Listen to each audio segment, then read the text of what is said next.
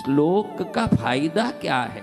हम बोलते हैं वंदे बालम स्फटिक सदृशम कुंडलोत्बाशी वक्त्रम दिव्याकल्पैर नवमणिमयै किंकिणी नूपुराढ्यम दीप्ताकारं विशदवदनं सुप्रसन्नं त्रिनेत्रं हस्ताग्राभ्यां बटुकमणिशं शूलदंडौ ददानम। यानी हम कहते हैं स्फटिक सदृशम, अभी हम रोज कहते हैं लाल लाल भैरव जी, इसमें स्फटिक समान रंग बताया है, चंद्रमा के समान रंग बताया। क्यों बताया? जब आपको शांति नहीं हो, अशांति घेरी हो, तो लाल भैरव जी को ध्यान करके मतलब नहीं आएगा। ये श्लोक कहता है कि जब जगत के प्राणियों तुमको अशांति सताए, जब तुम अशांत रहो किसी कारण से, परिवार से, संसार से, कोई काम से अशांत रहो, उस समय तुरंत शांति चाहते हो तो स्फटिक वर्ण के भैरव हाथ में त्रिशूल और दंड लेके खड़े हों, पैरों में पायल हो, शरीर से चंद्रमा के किरणों की तरह श्वेत उज्जवल रोशनी आ रही हो, ऐसे भैरव को ध्यान करो, कुछ समय में शांति आ जाएगी। इस श्लोक का वो अर्थ है। मैं रोज वो श्लोक बोलता हूँ, आप समझते हो नहीं, इसलिए आज मैं समझा कि थोड़ा समझा ही दे तो अच्छा, नहीं तो श्लोक अपनी जगह, तुम अपनी जगह रहोगे, तुम अपनी जगह बैठ के रामायण करोगे, तुमको कुछ समझ नहीं पड़े जब तक लटकोगे।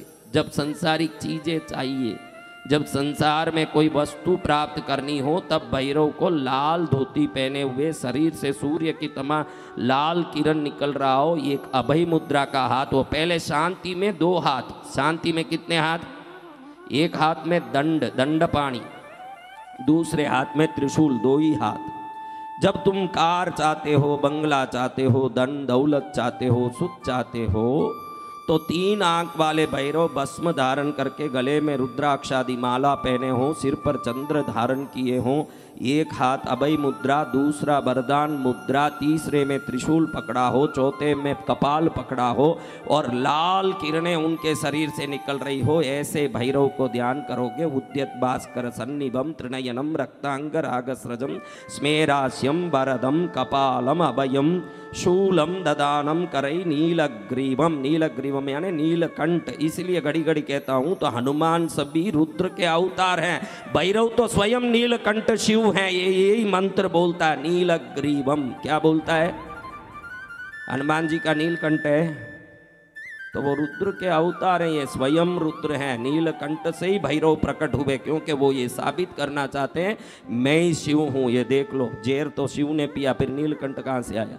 नीलग्रीवम उदार भूषण गणम सीतांशु खंडोद्बलम। सीतांशु खंड यानी शीतल चांदनी देने वाला बीज का चांद जिनके सिर पर हो।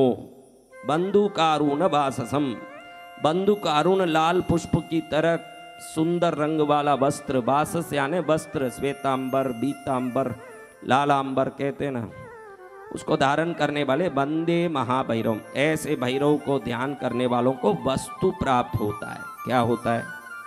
राजसिक ध्यान है ये, राजा जैसे हो जाओगे। इस ध्यान को करोगे तो राजा समान कर देते हैं भैरव। क्या कर देते हैं? फिर तीसरा तामस ध्यान। तामस ध्यान क्या है महाराज? काले पर्वत की समान नंगे खड़े हों, जिनका पैर धरती में हो और पेट आकाश के ऊपर गया हो और सिर स्वर्ग से भी ऊपर निकल गया हो, इतना विशाल जिनका रूप हो, जिसमें अभय मुद्रा, त्रिशूल, खड्ग, खप्पर, घंटा, कमल, अंकुश, पाश, 8 अस्त्र शस्त्रों को धारण करके, गले में मुंड माला धारण करके, जीभ को लपलपाते 700 योजन जितना जीभ नीचे लटकता हो, और उनके पैर को देखने के लिए विष्णु और ब्रह्मा दोनों संघर्ष करके नीचे देखते हो, देख नहीं पाते हो, जिनका पैर पाताल से नीचे नीचे जाते जाते अतल, सुतल, वितल, पाताल आदि सभी लोगों के नीचे उतर गया हो, और 7 स्वर्ग, भू, भुव, स्व आदि अनेक लोकों को डाक करके सिर ऊपर चढ़ता हो। 14 लोकों के इस ब्रह्मांड में 14 लोक के नीचे पैर हो और 14 लेक के ऊपर सिर हो, ऐसा दिव्य रूपधारी भैरव का कोई ध्यान करें, उसके शत्रुओं की समाप्ति हो जाती है। ये तामस ध्यान। उनके दांत तीक्ष्ण हैं। कैसे हैं? ध्यात्वा नीलाद्रिकांतम, नीलम याने काला, अद्रि याने पाड़, शेषाद्रि, गरुड़ाद्रि, वामनाद्रि, विषादाद्रि, अद्रि याने पाड़, पाड़ की तरह शरीर हो। कैसा पाड़? काला पाड़। नीलाद्रि याने काला पाड़ की तरह शरीर हो। वो शरीर 14 लोकों से ऊपर सिर हो, 14 लोकों के नीचे पैर हो, ऐसा रूप हो।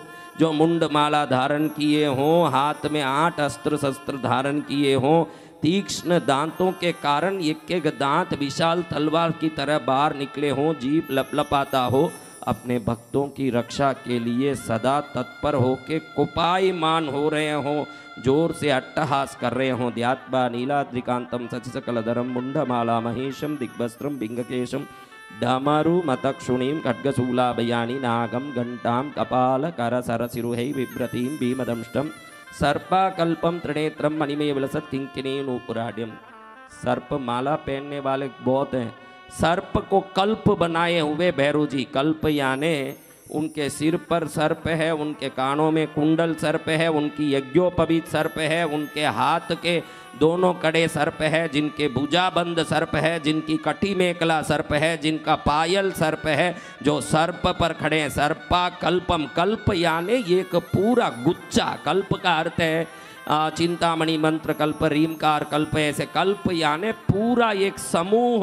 पूरे जितने अनंत, वासुकी, करकोटिक, तक्ष, पद्म, महापद्म, शंखपाल आदि सभी नाग अपने 78 करोड़ नाग देवताओं के साथ अगर किसी की सेवा करते हैं तो वो मात्र भैरव की सेवा करते हैं। तो ऐसे विशाल काय श्री भैरव देव का याद करने मात्र से दुखों से मुक्ति होती है, शत्रु भय से मुक्त होती है, मन में बड़ा एक हिम्मत प्रकट होता है। क्या होता है?